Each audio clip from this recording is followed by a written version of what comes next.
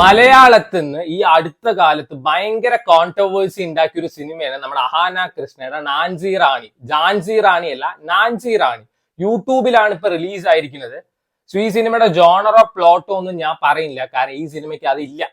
ഇതിൽ ഏറ്റവും കിടലായിട്ട് പെർഫോം ചെയ്തിരിക്കുന്നത് അഹാന കൃഷ്ണയാണ്.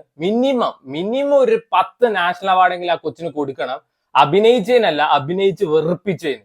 ആദ്യത്തെ അരമണിക്കൂർ കണ്ടപ്പോ തന്നെ നിർത്തിപ്പോവാനാ തോന്നിയത്. ആളല്ല ഡബ് ചെയ്തിരിക്കുന്നത്, വേറെ ആരോ ഡബ് ചെയ്തിരിക്കുന്നത്. അത് ആ ഒരു സിറ്റുവേഷൻ ഇവൻ വേഴ്സ് ആക്കുകയാണ് ചെയ്തിരിക്കുന്നത്.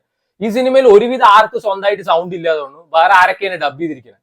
സിനിമ തുടങ്ങിയ സമയത്ത് നമ്മുടെ ലാലിന്റെ വക ഒരു പ്രസംഗവും കാര്യങ്ങളൊക്കെ ഉണ്ട്. ഒന്നാമതേ അങ്ങേര് പറയുന്നത് മനസ്സിലാവുന്നില്ല. ഈ പാറപ്പുറത്ത് ചിരട്ടിട്ട് ഉരയ്ക്കുന്ന പോലെയാണ് അങ്ങേരുടെ വർത്താനം. അതില് ഇങ്ങേര് വന്നിട്ട് കള്ളു കുടിച്ച മോഡിലോട്ട് മാറുന്നുണ്ട്. പിന്നെ പറയണ്ടല്ലോ, ഈ എക്സാമിനൊക്കെ പറയില്ലേ, fill in the blanks with suitable phrases. നമ്മൾ ഫിൽ ചെയ്ത് കൊടുക്കണം അങ്ങേര് എന്താ പറയണെന്നല്ലോ. ഒരൊറ്റ വസ്തു മനസ്സിലായിട്ടില്ല. ദയവ് ചെയ്ത് ഈ ലാലിന്റെയും അതേപോലെ തന്നെ ഷൈൻ ടോം ചാക്കോന്റെ പടത്തിനൊക്കെ സബ് ടൈറ്റിൽ തരണം, ഇല്ലെങ്കിൽ ഒരൊറ്റ വസ്തു മനസ്സിലാവാൻ പോകുന്നില്ല. അപ്പൊ ആദ്യമൊക്കെ കണ്ടപ്പോ കുറച്ച് രസം തോന്നിയതുകൊണ്ട് ഫുൾ ഇരുന്ന് കണ്ട് 2 മണിക്കൂറിന്റെ പടമാണ്. പിന്നെ ഇത് കാണാൻ വേറൊരു റീസൺ ഉണ്ട്. ഈ മുങ്ങാൻ പോണ കപ്പലാണെങ്കിലും അടിച്ചിരിക്കുന്നത് ബർജറും ഏഷ്യൻ പെയിന്റ്സിന്റെ ക്വാളിറ്റി സാധനങ്ങളാണ്. ഇതിൽ നമ്മുടെ സണ്ണി വെയിൻ ഉണ്ട്, അജു വർഗീസ് ഉണ്ട്, അർജുൻ അശോകൻ ഉണ്ട്, ലെനയൊക്കെ ഉണ്ട്. എന്നിട്ട് എന്താ കാര്യം? ഒരു കാര്യം ഇല്ലാത്തൊരു പടം. ഇതിൽ നമ്മുടെ അഹാന വന്നിട്ട് മമ്മൂട്ടി ഫാനാണ്. മമ്മൂക്ക എന്നൊക്കെ പറഞ്ഞിട്ട് ഒരു പാട്ടൊക്കെ ഉണ്ട്. ആ പാട്ട് മമ്മൂട്ടി ഫാൻസ് കണ്ടാൽ കൂടി എണീറ്റ് ഓടും. അജാതി ഒരു സാധനമാണ്. അവരെ വരെ വെറുപ്പിക്കാൻ ഇറക്കിയതാണ് തോന്നുന്നു. ഒരു സിനിമയുടെ ഭാഗമായിട്ട് ഫാൻസും കാര്യങ്ങളൊക്കെ കൊണ്ടുവരുമ്പോൾ നല്ല രസം. നമ്മൾ രസികനിൽ കണ്ടില്ലേ, നല്ല രസമായിരുന്നു അത്. ഇത് മാത്രമേ ഉള്ളൂ. എനിക്ക് തോന്നുന്നില്ല ശരിക്കും ജീവിതത്തിൽ പോലും മമ്മൂട്ടിയുടെ ഇത്രയും പടം റീ റിലീസ് ചെയ്തിട്ടുണ്ടാവില്ല. തിങ്കളാഴ്ച ഒരു പടം റീ റിലീസ് ചെയ്യുന്ന കാണിക്കും, ചൊവ്വാഴ്ച ഒരു പടം റീ റിലീസിന് കാണിക്കും. ഇതന്നെ ഈ പടത്തിലുള്ളൂ.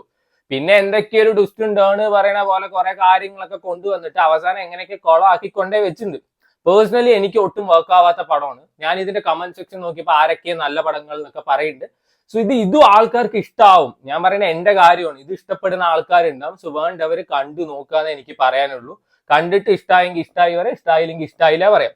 ഇത് തന്നെയാണ് 11 സിനിമയെ പറ്റി ഞാൻ പറഞ്ഞത്. എനിക്ക് പേഴ്സണലി രാക്ഷസന് ശേഷം ഏറ്റവും കിടിലൻ പടമായിട്ട് തോന്നിയത് 11 ആണ്.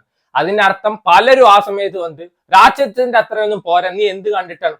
ഞാൻ എവിടെയാണ് അതിന് പറഞ്ഞിരിക്കുന്നത് രാക്ഷസന്റെ മുകളിൽ നിൽക്കുന്ന പടമാണ് ഇതെന്ന്? രാക്ഷസൻ കഴിഞ്ഞു കഴിഞ്ഞാൽ എനിക്ക് ഏറ്റവും ഇഷ്ടപ്പെട്ട ഒരു സിനിമ അതാണ് ഞാൻ പറഞ്ഞത്. കുറെ പേര് വന്നിട്ട് ഓൺലൈൻ ട്യൂഷൻ എടുക്കണ്ടായിരുന്നു. തുപ്പരിവാലൻ കണ്ടിട്ടുണ്ടോ? തുപ്പരിവാലൻ 2017 ഇറങ്ങിയിട്ടുണ്ട്, പോയിരുന്ന് കാണുക. ഓരോരുത്തർക്ക് ഓരോ ഹോബി ആയിരിക്കും. ചിലർക്ക് പുറത്ത് ഫ്രണ്ട്സിനൊപ്പം പോയിട്ട് ചില്ല് ചെയ്യാനായിരിക്കും, ചിലർക്ക് വന്നിട്ട് ഫുഡ് അടിക്കാനായിരിക്കും. എനിക്ക് സമയം കിട്ടുമ്പോൾ ഏറ്റവും കൂടുതൽ ഇഷ്ടം സിനിമ കാണാൻ. ഞാൻ കാണാത്ത സിനിമയൊക്കെ വളരെ ചുരുക്കമേ ഉള്ളൂ.